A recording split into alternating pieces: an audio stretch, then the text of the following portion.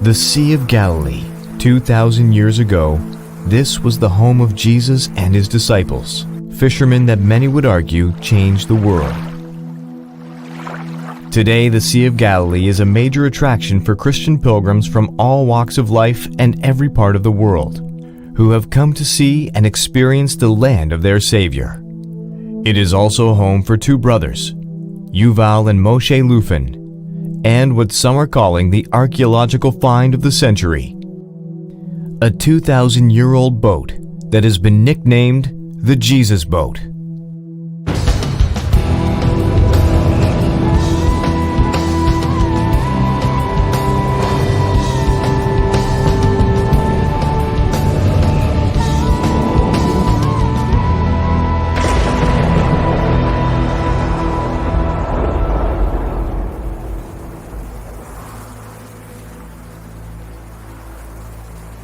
The Sea of Galilee, Israel's largest freshwater lake, is the lowest freshwater lake in the world at 209 meters below sea level. Today, the Sea of Galilee, or as it's known by Israelis, the Lake Kinneret, is the main source of water for Israel. It is a tourist destination for locals and foreigners who have come to experience the Galilee's many historical and spiritual sites.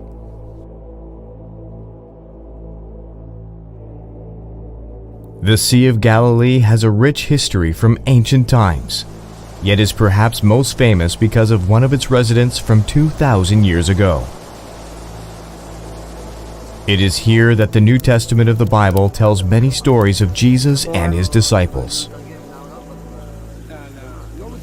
Yuval and Moshe, second-generation fishermen, grew up in the Galilee and spend much of their free time searching the banks of the lake.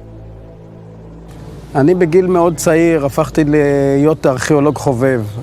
הרבה יותר עניין אותי איך אנשים חיו לפני אלפי שנים, ובתוך הבקעה מצאתי המון דברים שקשורים לזה. 1986. The water level in the Sea of Galilee was unusually low. Yuval and Moshe, who claimed to be amateur archaeologists, took the opportunity to do some exploring, hoping to find something. יום אחד שהלכנו בחוף בין מגדל לגנוסר, חוף ממש שלא היה עליו שום דבר, מוישלה מצא מטבעות עתיקות.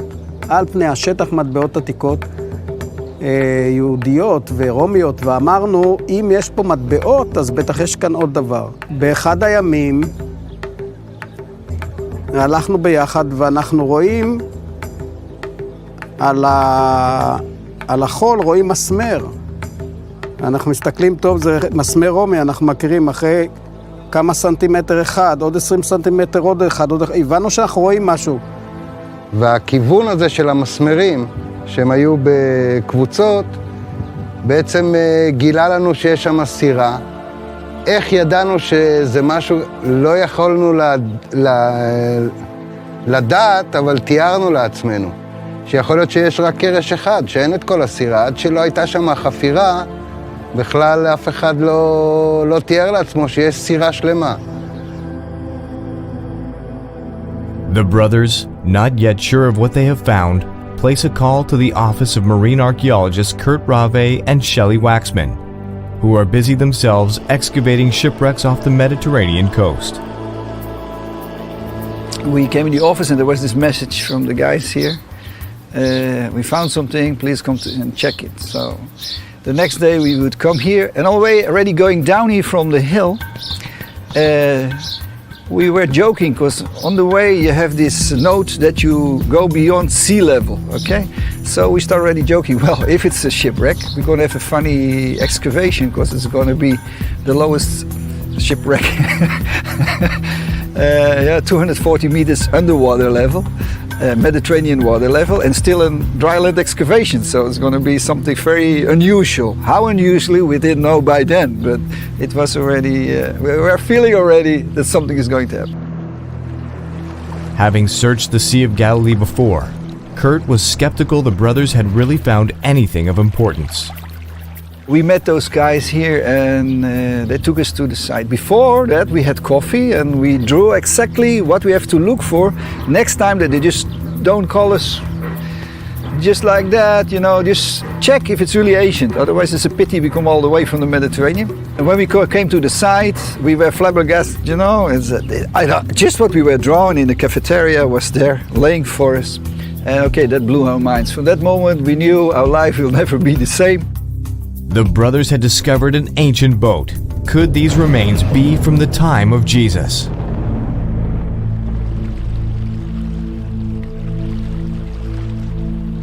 Extremely low water in the Sea of Galilee gave two brothers an opportunity to explore what is usually hidden by water and mud. Finding some pieces of wood and what appeared to be ancient nails, Yuval and Moshe called marine archaeologist Kurt Rave for help.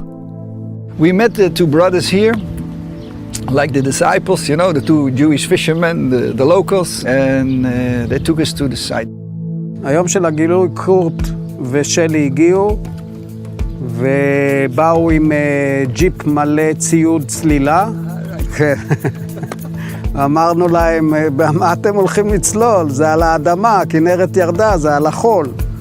הם אמרו, בסדר, הגענו לשמה, הם אמרו, אנחנו ננקה, אם נראה כל 10 סנטימטר דיבל של עץ, סימן שהיא עתיקה.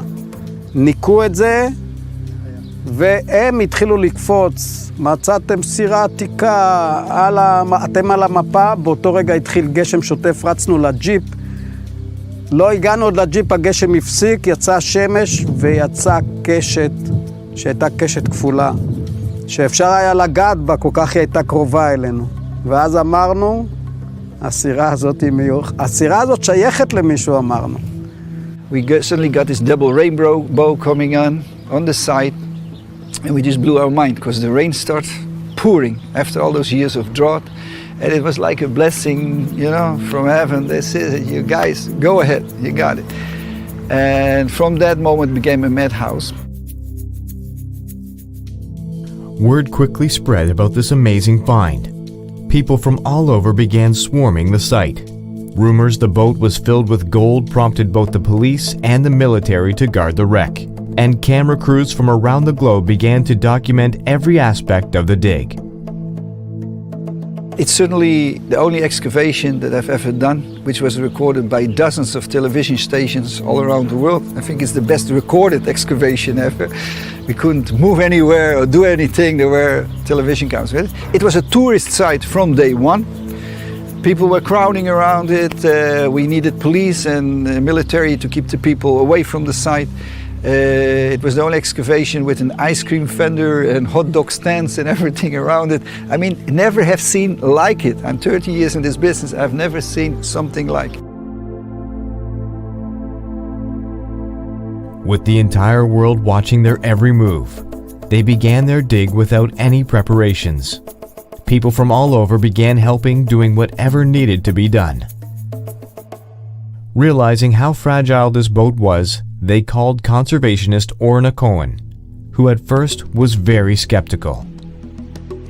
Of course, I told them no way to find a boat at the lake. It's of the Sea of Galilee because it's a freshwater lake, lot of bacterial activity.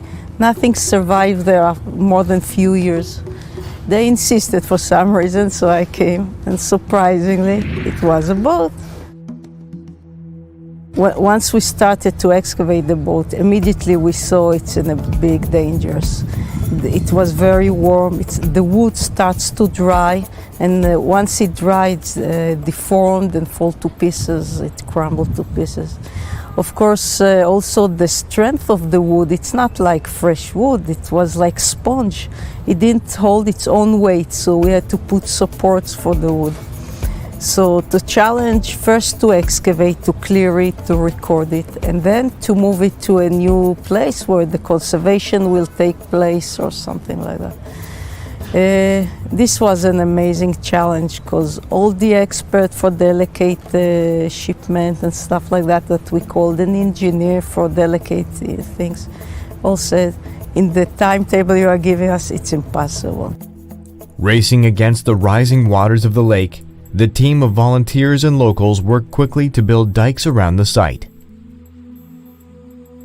It wasn't long before artifacts were recovered that could possibly help identify and date the wreck. We found a cooking pot and an oil lamp from the Roman times. We got something that exists already for many years, but finally here is the proof. Right? What I mean with exists, for thousands of years there are depictions of it on mosaics, on glass and windows, on paintings. Michelangelo, Dali, Rembrandt, everyone painted the Galilee boat already, and it's living in the subconscious of all the Christians around the world. But it's never one found. Found every lake, every sea around the world, they found shipwrecks, just not here. Okay, the holiest sea. And so here we got finally a boat from that time, exactly on that place where it all happened. What the brothers had found in the mud of the Sea of Galilee was a fishing boat, just like the boats described in the Bible. Could Jesus have used this boat?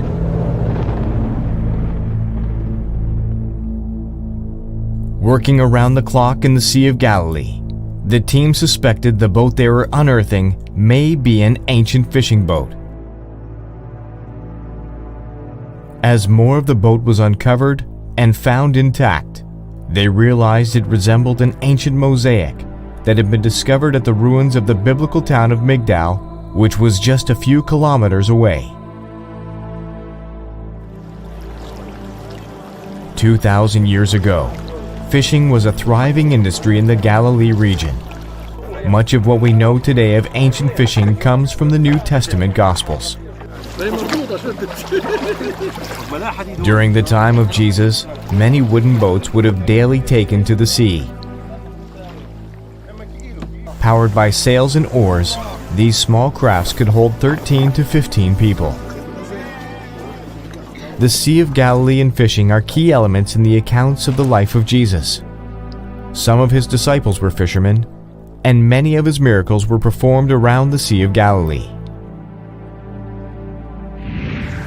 The unearthed team decided to go to Migdal, where this ancient mosaic was recovered, and learn more about Migdal's role in the fishing community 2,000 years ago. Al tempo di Gesù Magdala era una delle più importanti città della costa occidentale del lago. Il nome semitico Migdal Nunaya, registrato dalle fonti ebraiche, in particolare nella Mishnah, nel Talmud, nei vari Targum, in particolare nel Targum di Gerusalemme, rimanda ugualmente all'attività economica principale della città, che era la pesca. Migdal Nunaya infatti significa la torre dei pesci. Da Giuseppe Flavio sappiamo che la città di Magdala, che a suo dire contava 40.000 abitanti, era dotata di un porto, di un grande porto. Probabilmente questa torre dei pesci doveva essere il faro posizionato strategicamente all'ingresso del porto, al cui interno si muovevano diverse centinaia di pescherecci, barche da pesca. Perciò la pesca doveva rappresentare senz'altro l'industria principale.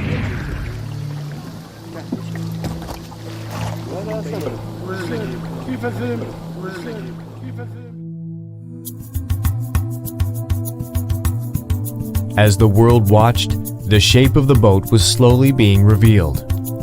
But this excavation had started so quickly the team was unprepared and were forced to improvise in order to move the boat before the sea reclaimed it. All we had was a jeep, a few buckets and a few shovels, and go and excavate an ancient boat, which is actually more than 99% itself waterlogged, so can't hardly hold its own weight. So everything was mission impossible, and that's why we excavated many shipwrecks, even older ones, more interesting ones, but nothing was so special as this one. It was mission impossible from the first day. When we needed needles to put the number tags on it, because we were sure at one point would disintegrate and we won't know anymore what's connected with what, we put on tags, but we can't do it with, you need rust-free nails for that. So suddenly somebody got an idea to use cactus needles that were growing a few meters from us, you know, so we were just clipping all day with scissors, cactus needles, and that way we overcame that problem. To take the boat out was another problem because the water level rose in the time, so like good Dutch, we built dikes around it, but in the end we couldn't get it ashore anymore, so we're surrounded with an island. Preserving the wood and moving the boat appeared to be virtually impossible, until Orna Cohen came up with an ingenious plan. For this we decided to use something very unusual. It's called polyurethane foam. You blow it to the place, it immediately got strong, stiff enough to hold and support the wood, and then you can go on excavating around it and to move. So once we came with this solution, things went very quickly. Encasing the entire vessel with a spray-on foam polyurethane, the team was then able to protect the wood and remove the boat from its muddy grave. At this stage, another question raised how we are going to move it from the site to the museum. We had been offered an helicopter from the army. We thought about a truck going along the shores, things like that.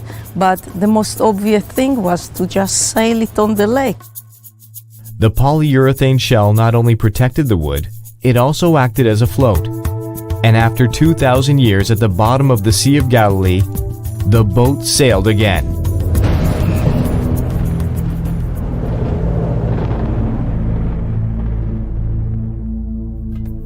After successfully excavating the 2,000-year-old fishing boat from its grave, the team discovered the polyurethane shell they had encased the wreck in would allow it to float.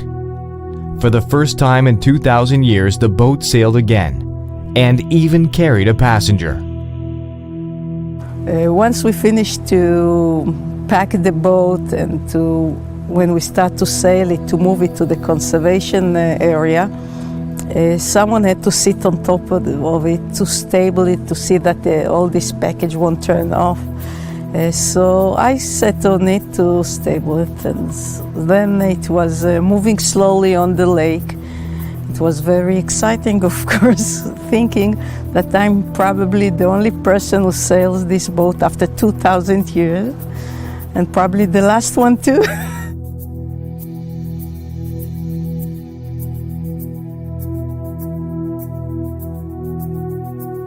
Today, the boat is on display in the Yigal Allon Center on the shores of the Sea of Galilee. Visitors from all over the world and from all walks of life come to visit the boat and imagine for a moment what life was like during the time of Jesus. It was in the time of the Galilee War that we were fighting in Lebanon, also me and the brothers. Just in that period when the whole world only heard about Israel, about bad things, war and destruction and things like that, suddenly we had something positive, something good, something not connection to the Palestinian problem or army or destruction or politics or that, okay? Just something good for everyone. And either if you're a Christian or not, I mean, everybody was excited about the discovery, about the recovery, about the preservation. Everything in itself was a miracle. And so finally there was some good news out of this region, okay? I think that's one of the, if we manage to do that, it's good enough. For the brothers Moshe and Yuval, who discovered the boat more than 20 years ago, this is the fulfillment of a dream. כמובן, מאותו רגע שמצאנו את הסירה, ברור שזה שינה לנו את החיים, אבל ידענו את החשיבות שלה ושהיא חשובה לכל העולם. כן, הרגשה טובה מאוד שזה קרה לאח שלי ולי. אחרי שמצאתי אותה, הבנתי שיש דבר כזה גם עם עכשיו, הסירה הזאת היא בעצם, יש בה איזה מין רוח מסוימת שהיא משנה את כל הדברים לטובה. אנחנו, מוישלה ואני קוראים לה סירת השלום. בגלל שהתחלנו לחפור, אז המגדלאים, השכנים שלנו, אמרו שזה סירה שלהם וכמעט ירו בנו. ברגע שהתחלנו לחפור, הם הצטרפו אלינו ועזרו לנו לחפור. ואז הבנו שהסירה הזאת זה לא סירת מריבה, זה סירת אהבה, סירת לשלום. To the brothers, it is the boat of peace, but many people around the world call it the Jesus boat. What does this boat do for Christian faith? Well, for biblical archaeology, of course, is one of the major finds. I mean, we have a lot of archaeology here. We have very few relics that exactly can be identified from a certain time, or that time from that place. So here, this became really a relic. Just like the Wailing Wall, where we have most of the places here, or churches that actually built much later on a site that someone decided this must be it, but no archaeological evidence. And here we got a factual fact. This is a boat from the time, from that place, from those events, and if Jesus used it or not. At that period, there were about 600 of those fishing boats around here. So we have a 1 in 600% chance, but it's not important, you know. This is how they look like. It's from the time, and this is the only one we got. So that's the closest we can get. That's enough for science. The nickname Jesus boat, we never come with, but it's from the times of Jesus. The boat from the time of Jesus gives us a glimpse back into one of the most interesting times in history, and helps us imagine what his life was like, and reminds us of his message of peace. The discovery of this boat has forever changed this region and the lives of those who helped deliver her from her watery tomb. The Jesus boat is another fascinating remnant of Jewish history that has been unearthed in Israel's ancient soil.